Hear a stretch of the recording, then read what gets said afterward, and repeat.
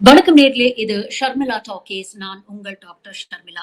சும்மா என்னப்பா பிஜேபி வந்துரும் அப்படின்னு பயமுறுத்துறீங்க அப்படின்னு நெறைய பேர் வந்து நாம திமுகவுக்கு ஆதரவாக பேசும் பொழுதோ, இல்ல மதச்சார்பற்ற கருத்துக்கள பேசும் பொழுதோ, நெறைய பேர் இந்த கேள்வி கேட்பாங்க. இந்த கேள்விக்கெல்லாம் உதாரணமாக இன்னைக்கு மணிப்பூர் மாநிலம் இருக்கிறது. மணிப்பூர்ல இந்த 2 வருஷத்துல பாஜக தன்னுடைய அரகன்ஸ்னால மோடி, அமித்ஷா, பிரேன் சிங் கூட்டணி எந்த அளவுக்கு மணிப்பூரை சுக்கு நூறு ஆக்கிட்டாங்க அப்படிங்கிறது இன்னைக்கு வெளிச்சத்துக்கு வந்திருக்கு. மணிப்பூர்ல பாத்தீங்கன்னா கிட்டத்தட்ட 2 வருஷமா வந்து எத்தனைக் வயலன்ஸ் நடந்துட்டு இருக்குன்னு உங்க எல்லாருக்குமே தெரியும். 22 மாசமா நடந்துகிட்டு இருக்கு.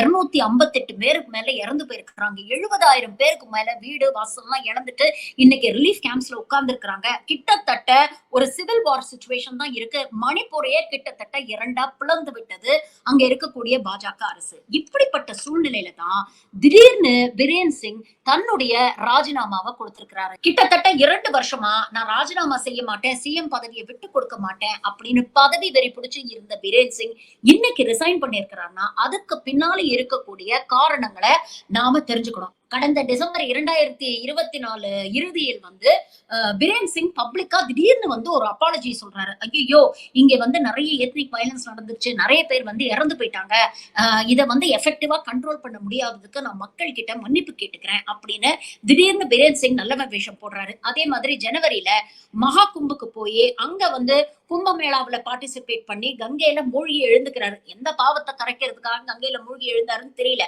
சரி, இதெல்லாம் செய்யறதுனால திடீர்னு இவருக்கு ஞானோதயம் வந்துருச்சா, மனசு மாறிடுச்சா அப்படின்னு கேட்கறதுக்குள்ள இவரு புதுசா அப்பாயிண்ட் பண்ணிருக்கக்கூடிய கவர்னர் ஏ.கே. பல்லாயிடம் இவருடைய ராஜினாமாவை கொடுத்திருக்கிறாரு. இன்னொரு பக்கம் நீங்க பாத்தீங்கன்னா பாஜக அவ்வளவு சீக்கிரம் தங்களுடைய தலைவர்களை விட்டு கொடுத்ததா சரித்திரமே இல்ல. எம்.ஜே. அக்பர்ல ஆரம்பிச்சு பிரிஜ்பூஷன் சரண் சிங் வரைக்கும் எவ்வளவு முக்கியமான குற்றச்சாட்டுகள், எவ்வளவு இன்கிரிமினேட்டிங் எவிடன்ஸ் அவங்க கிட்ட இருந்தாலும் அவர்களை காப்பாத்ததான் பாஜக முயற்சி செய்திருக்கிறது. கிட்டத்தட்ட பிரேன் சிங் விஷயத்திலும் 2 வருஷமாக இவரை காப்பாற்ற பாஜக முயற்சி செய்தது.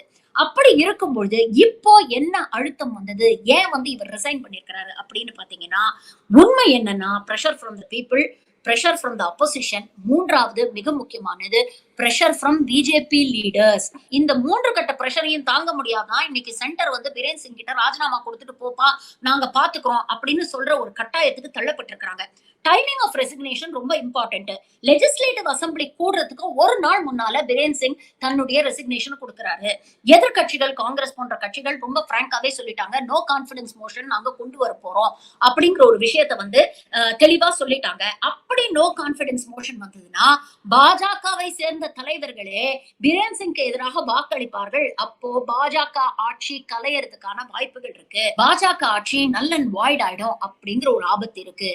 இது பிஜேபியோட இமேஜுக்கு ஒரு பெரிய பாதிப்பை ஏற்படுத்தும். ஒரு மாநிலத்துல மக்களுக்கு இந்த ஆட்சி மேல நம்பிக்கை இல்ல அப்படிங்கிற ஒரு காரணத்தை காட்டி ஒரு பாஜக ஆட்சி கலைக்கப்பட்டதுன்னா அது பாஜகவுடைய பொலிட்டிக்கல் ஹிஸ்டரியில எப்பவுமே ஒரு பிளாக் மார்க்கா இருக்கும். அதனாலதான் இந்த அழுத்தத்தை, இந்த எம்பாரஸ்மெண்ட்டை அவாய்ட் பண்ணணும் அப்படிங்கிறதுக்காக பிரேன் சிங்க இவங்க ரிசைன் பண்ண சொல்லியிருக்காங்க. தன் சொந்த கட்சியை சேர்ந்தவர்களே பிரேன் சிங்க்கு எதிராக குரல் எழுப்பும் போது அவங்க வீட்டுக்கு தீ வைக்கிறது, அவங்க ப்ராப்பர்ட்டியை லூட் பண்றது, அவங்க உயிருக்கு அச்சுறுத்தல் ஏற்படுது, இவ்வளவையும் செஞ்சிருக்கிறாரு. அப்ப சொந்த கட்சிக்காரனுக்கே இந்த ஆள் இவ்வளவு செஞ்சிருக்கிறான்னா எதிர்கட்சி தலைவர்களை எவ்வளவு கஷ்டப்படுத்திருப்பாரு அப்படிங்கறத யோசிச்சு பாருங்க. இதற்கான முக்கியமான கீ ஈவெண்ட்ஸ் என்ன அப்படின்னு நீங்க பாத்தீங்கன்னா, பாஜகவுடைய ஸ்பீக்கர் சத்யவிரத் சிங் அப்படிங்கிறவரு கடந்த வாரம் ஜே.பி. நட்டாவை சந்திக்கிறாரு. ஜே.பி. நட்டாவை சந்திச்சு அவர் சொல்றாரு, லெஜிஸ்லேட்டிவ் அசம்பிளி கூடுச்சுன்னா கண்டிப்பா நோ கான்பிடன்ஸ் மோஷன் வரும், இதை நம்ம அவாய்ட் பண்ண முடியாது, கண்டிப்பா ஆட்சி கவிழும், அதனால இத எம்பாரஸ்மெண்ட்டை அவாய்ட் பண்றதுக்கு பிரேன் சிங் ரிசைன் பண்றதுதான் ஒரே வழி அப்படின்னு ஜே.பி. நட்டாவை வார்ன் பண்றாரு. இரண்டாவதா நீங்க பாத்தீங்கன்னா கேம்சந்த் சிங், அதாவது rural development and panchayat Raj minister, இவரும் வந்து ஜே.பி. நட்டா, அமித்ஷா போன்றவர்களை சந்தித்து இந்த விஷயத்த எவ்வளவு சீரியஸா இருக்கு அப்படிங்கறத விளக்கி சொல்றாரு. இதெல்லாம் தாண்டி பிப்ரவரி 4ஆம் தேதி புதுசா அப்பாயிண்ட் பண்ணிருக்கக்கூடிய கவர்னர் ஏ.கே. பல்லா அமித்ஷாவை மீட் பண்ணி இதுதான் சிச்சுவேஷன். இனிமேல் பாஜக ஆட்சியை அங்க காப்பாத்துறது கஷ்டம். ஒண்ணு பிரேன் சிங் ரிசைன் பண்ண சொல்லுங்க. பிரேன் சிங் பிக்சர்ல இருந்தா எதிர்த்தரப்பு பீஸ் டாக்ஸ்க்கு வரவே மாட்டாங்க. ஏதாவது கொஞ்சம் போல அமைதியை மணிப்பூர்ல நாம திரும்பி கொண்டு வரணும்னா அதுக்கு முதல்ல பிரேன் சிங்க பிக்சர் விட்டு தூக்கணும் அப்படிங்கிற ஒரு விஷயத்த அழுத்தம் திருத்தமா சொல்லியிருக்கிறாரு. ஏகே பல்லா வந்து ரொம்ப ரெஸ்பெக்டட் ஒரு லீடர், ஃபார்மர் ஹோம் செக்ரட்டரியா இருந்திருக்கிறாரு. அவர்களுடைய வார்த்தைக்கெல்லாம் மதிப்பு கொடுத்து மோடி அமித்ஷா டுவோ இந்த டிசிஷனை எடுத்திருக்காங்க. அதாவது கிட்டத்தட்ட 2 வருஷம் பிரேன் சிங்கோட அட்ராசிட்டிஸ்க்கெல்லாம் கண்ணை மூடிட்டு சப்போர்ட் பண்ண மோடி அமித்ஷா கும்பல் இன்னைக்கு அவங்களுடைய சப்போர்ட்டை வித்ட்ரா பண்ணி பிரேன் சிங்கை ரிசைன் பண்ண சொல்லி அழுத்தம் கொடுத்திருக்காங்க. டோட்டலா தன் வாயாலேயே மணிப்பூர் இப்படி 2 வருஷமா பத்தி எரியறதுக்கு நான் தான் முழு முதல் காரணம் அப்படிங்கிற ஒரு விஷயத்தை இந்த ஆடியோ டேப்ஸ் மூலமா பிரேன் சிங் சொல்லியிருக்கிறாரு. இதனுடைய உண்மை தன்மை நிரூபிக்கப்பட்டால் பிரேன் சிங்க்கு தண்டனை கிடைக்குதோ இல்லையோ, மக்கள் பாஜகவுடைய உண்மை முகம் என்ன அப்படிங்கறத புரிஞ்சுக்குவாங்க. அது பாஜகவுடைய அரசியலுக்கு ஒரு பெரிய பின்னடைவை ஏற்படுத்தும். இன்னைக்கு மணிப்பூர்ல என்ன நிலைமை தெரியுமா? கிட்டத்தட்ட இன்சர்ஜென்சி காலங்கள்ல இருந்த அளவுக்கு இன்னைக்கு மோசமான நிலைமை இருக்கு. எங்க பார்த்தாலும் எக்ஸ்டார்ஷன், அப்டக்ஷன், தேவையில்லாத வயலன்ஸ், பொதுமக்கள் கையில ஆயுதங்களோட சுத்திக்கிட்டு இருக்காங்க. இன்ஃபேக்ட் நீங்க பாத்தீங்கன்னா சின்ன சின்ன குழந்தைங்கள்ங்க, அந்த வீடியோ போட்டோஸ் எல்லாம் பார்க்கும்போது ரொம்ப மனசு கஷ்டமா இருக்கு. சின்ன சின்ன குழந்தைகள் கையில் ஆயுதத்தோட சுத்திட்டு இருக்காங்க. இதுதான் இன்னைக்கு மணிப்பூருடைய நிலைமை.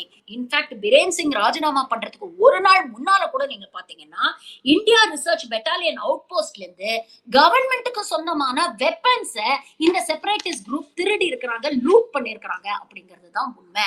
இதுக்கெல்லாம் ஒரே காரணம் என்ன?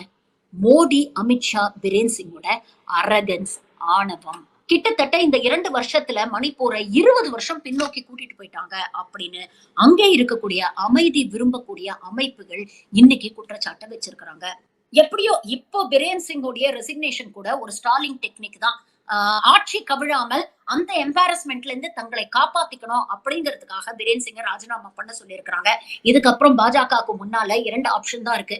ஒண்ணு, ஒரு புதிய சிஎம், எல்லாருக்கும் பிரியப்பட்ட, எல்லாரும் அக்செப்ட் பண்ணிக்கக்கூடிய, எல்லா தரப்பும் ஏற்றுக்கொள்ளக்கூடிய ஒரு சிஎம் போடணும். இல்லைன்னா நேரடியா பிரசிடென்ட் ரூல் கொண்டு வந்து arm forces special protection act அங்க அமல்படுத்தி அங்க இருக்கக்கூடிய வயலன்ஸை கண்ட்ரோல் பண்ணணும். இது எல்லாத்தையும் தாண்டி இந்த அரசாங்கத்துக்கு இன்னும் நிறைய முக்கியமான பொறுப்புகள் இருக்கு. ஃபர்ஸ்ட் அண்ட் ஃபார்மோஸ்ட் இன்னைக்கு பிரேன் சிங்க பிக்சர்ல இருந்து எடுத்துட்டீங்க. எல்லா தரப்பினரையும் கூப்பிட்டு வச்சு ஒரு பீஸ் டாக் நடத்த வேண்டிய தேவை இருக்கு. அதற்கு ஏகே பல்லா ஒரு சரியான பர்சனா இருப்பாரு. நான் சொன்ன மாதிரி நல்ல ரெப்புடேஷன் இருக்கக்கூடிய ஒரு லீடர் தான் இந்த ஏகே பல்லா. அதனால அவருடைய தலைமையில பீஸ் டாக்ஸ விரைவில் இவங்க நடத்துறோம். இரண்டாவது, அங்க இருக்கக்கூடிய சிவிலியன்ஸ் கிட்டையும் இன்னைக்கு ஆயுதங்கள் நடமாடிட்டு இருக்கு. இந்த ஆயுதங்களை எல்லாம் மீட்டு டிசார்ம் பண்ணி மீண்டும் அமைதியை கொண்டு வரதுக்கான முயற்சிகளை இந்த அரசாங்கம் எடுக்கணும். இவ்வளவு கடமைகள் இந்த பாஜக அரசாங்கத்தின் முன் இருக்கு. ஆனா இந்த மோடி ஷா கூட்டம் இதெல்லாம் செய்வாங்கன்னு நீங்க நினைக்கிறீங்களா? உங்க கருத்துக்களை கமெண்ட்ஸ்ல பதிவு பண்ணுங்க. இதெல்லாம் நான் எதுக்கு சொல்றேன்னா, ஆரம்பத்துல சொன்னேன் இல்லையா, பிஜேபி வந்தா நாடு நாசமா போயிடும்னு. அதற்கு முதல் உதாரணம் மணிப்பூர். இதே மாதிரிதான் மற்ற மாநிலங்கள்லயும் இருக்கக்கூடிய அமைதியை சீர்குலைக்கும் வேலையில், அது மூலமா ஓட்டு அறுவடை பண்ற வேலையில் இந்த வன்முறை கூட்டம் இறங்கி இருக்கு. மணிப்பூர் இந்தியாவில் இருக்கக்கூடிய மற்ற மாநிலங்களுக்கு ஒரு கேஸ் ஸ்டடி தான் அப்படின்னு தான் சொல்லணும். நீங்க என்ன நினைக்கிறீங்க? உங்க கருத்துக்களை பதிவு